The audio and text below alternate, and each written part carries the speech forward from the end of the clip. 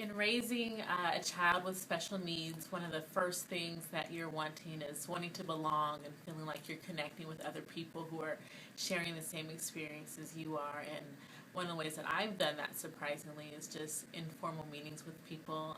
I've ran across other families in waiting rooms, hotel lobbies, and I look at their families, I look at their children, and I see some similarities in us, and I say, I think we share something in common. So you kind of go for a soft introduction, and sure enough, we share something, and automatically we belong, and there's a kinship, and you've connected in a way that's very special. For us, our connection was first made when Burke was still in the hospital. And that was during a really crucial time because he was very sick and we had a lot of fear about whether or not he was going to make it. And so during that time, I was connected with another mom who had a child in a similar circumstance when her child was at the same age as my son was at the time. And I talked on the phone with this mom, and I remember she listened. I just sort of vented with her and told her what was going on, and she listened.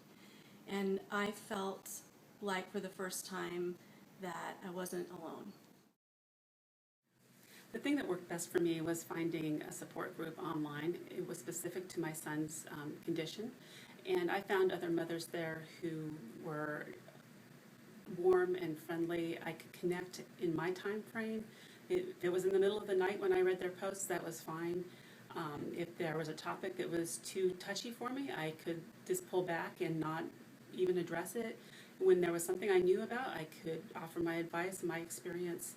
These women over the last 13 years have become my very best friends. Some of them I've never met, but they are my support.